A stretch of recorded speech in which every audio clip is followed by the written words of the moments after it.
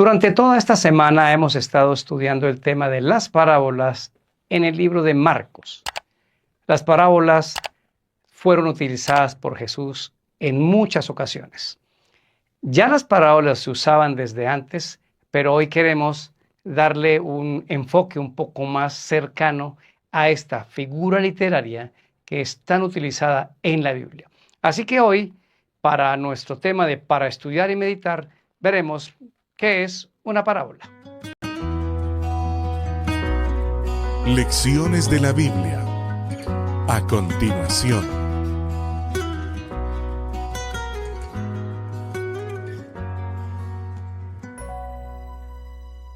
Bienvenidos a Lecciones de la Biblia, un espacio para estudiar y entender la palabra de Dios.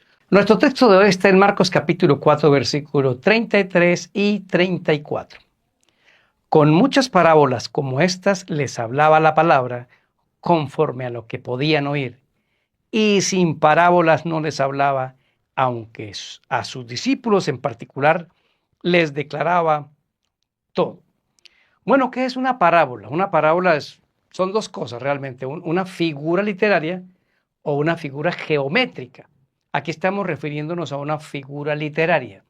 Las figuras literarias se usan mucho para explicar muchas cosas. Hay fábula, hay símil, hay sinécdoque, hay hipérbole, hay alegoría. Esas son figuras literarias que le dan belleza a los textos. Pero particularmente una parábola en la Biblia tiene la siguiente explicación. Es la narración de un suceso fingido o real del que se deduce una comparación o semejanza, una verdad importante o una enseñanza moral. Cristo más o menos tiene 40 parábolas en sus evangelios. El resto de la Biblia también tiene muchas parábolas. Es una figura utilizada durante toda la Biblia. Por ejemplo, una parábola real, el hecho sucedió, es la del buen samaritano. Y es real porque los mismos autores estaban presentes cuando Cristo la dijo, y como era un samaritano ayudando a un judío, podían haber dicho, mentiroso, eso es mentira, los samaritanos nunca nos ayudan, pero tuvieron que guardar silencio porque era real.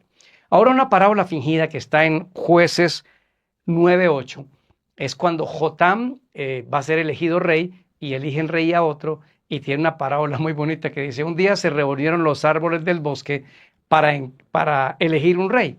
Y de ahí, de esa parábola fingida, salió toda una comparación. Es importante decir que los judíos usaban muchas parábolas. Hay dos de ellas que usaban que Jesús les cambió el sentido y la aplicación. Por ejemplo, la alegoría del rico y Lázaro, ellos la contaban como que un rico murió y fue al cielo y un pobre llamado Lázaro fue a las llamas. Cristo la cambió. El pobre fue al cielo y el rico fue a las llamas. Otra que usaban mucho es la parábola aquella en donde el dueño de un campo sale a contratar obreros hasta las 5 de la tarde. Bueno, entonces, ¿cómo la contaban los fariseos? Le pagó más a los de las 6 de la mañana que a los de las 5 de la tarde. Cristo le cambió el sentido para arreglarla en su verdadera dimensión. Así que es un género que se utiliza mucho en la Biblia y específicamente hay dos cosas más en las que quiero que hagamos énfasis. Uno, Jesús perfeccionó el uso de las parábolas. ¿Por qué? Porque las parábolas de Jesús son sencillas. Los sencillos la entendían. Los que no querían entender se complicaban. Eran muy prácticas para la enseñanza. Eran de fácil recordación y estaban ligadas a lo espiritual o al entendimiento del reino de Dios. Ahora, otro punto es los objetivos. ¿Por qué Cristo dice les hablaba en parábolas? Aquí tengo 3 razones. 1, revelar y esconder la verdad. Revelarla a quienes querían entenderla y después les terminaba de explicar. Pero la escondía de aquellos que no querían, que criticaban y que también esa verdad la descubrían cuando se iban y por eso no le podían levantar oposición a Jesús en el momento en que estaba predicando el sermón. Otro objetivo es permitir un análisis posterior. Las parábolas, aunque eran sencillas, la gente se iba pensando y pensando y pensando le encontraban el significado y ahora el cerebro es capaz de asumir esas cosas de manera más estable que si se lo explican. Por eso a la gente no hay que darle todo tan masticado, hay que permitirles que puedan pensar, y ese era un objetivo de Cristo en las parábolas. Y finalmente, crear una impresión duradera en la mente de las personas sobre los principios y sobre los hábitos para ir al reino de Dios. Qué lindo repasar las parábolas. Estudia las parábolas de Cristo. Marcos solo tiene 5 y las vamos a seguir explicando en la medida en que avancemos. Oramos. Padre bendito, gracias por las parábolas y por la ampliación del Evangelio a través de ellas.